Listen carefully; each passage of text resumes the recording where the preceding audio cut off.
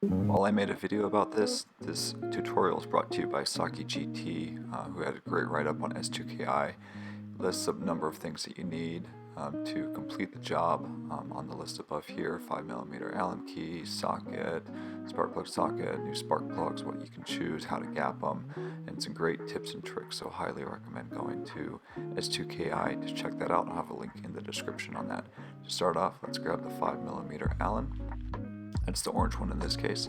Important here too, as you're trying to loosen up these little bolts on top of the cover, is to kind of snap them loose as opposed to kind of force them and turn them so that you don't accidentally strip any sort of the thread. So here I am just getting rid of these 4 bolts. Again, 5mm hex, and I like these wrenches because they have a nice other end that makes it so I don't have to be so straight up and down when removing them. And so go through, remove these one at a time, put them in a safe place. And here's if it snap. There we go. You can see it kind of snaps there. That way I don't strip the thread when pulling them out.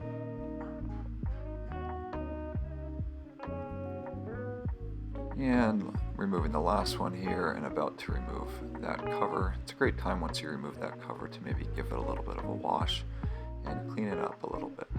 And as I remove this, I notice that these are labeled 1, 2, 3, 4. I don't know if this is a factory thing or could have been the previous owner that labeled these. Next, let's grab a 10mm. Like everything these days, it's 10mm. I always use a 6-sided. It's just going to be better and not strip. Again, we want to focus on forcing them loose, and we're going to undo these. And again, we've got 4 of these.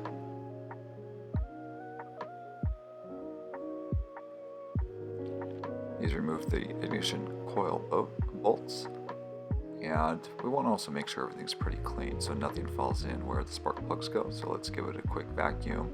You can use air to spray it loose. And here, a little tip and trick is if you lift these up and you give it a pinch, you want to kind of snap it like you would to like a carrot, and it's going to help it break free. So we're going to do that on all 4 of these, kind of get everything ready to go.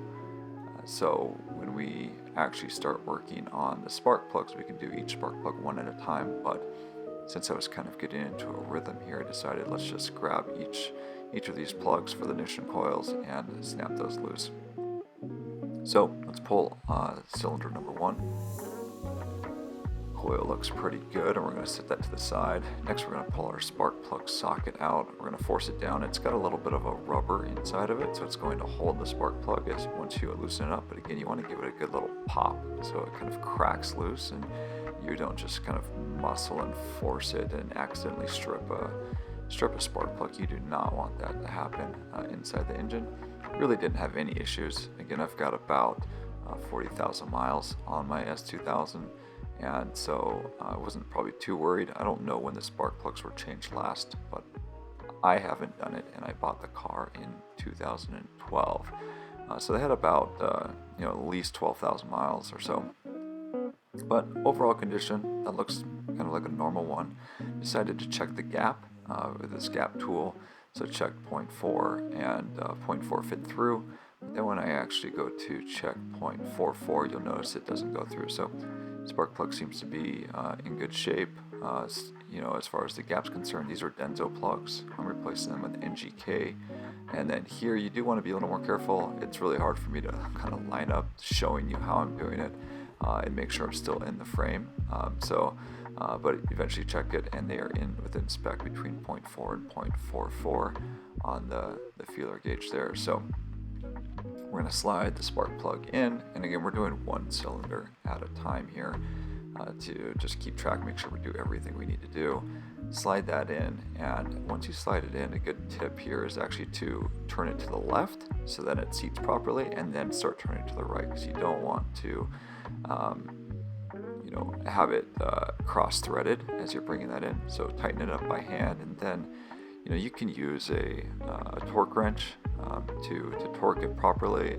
I didn't have one that went that low, so I just kind of did a Chris fix thing here, which is just about an eighth or so of a turn. So I kind of did that like it's maybe a 1/16 of a turn 2 times to get that 1/8 and kind of lock it in there as it should. Now that we've got the ignition coil off, we're going to put some dielectric grease inside each coil. It'll help it go over the spark plug nicely and maintain a really good connection over time. So I highly recommend do that. As you're lowering that down, clip the plug back into place and move the wire so you can get that ignition coil into place. Once you've done that, you can then go grab your 10mm bolt and hand thread that in.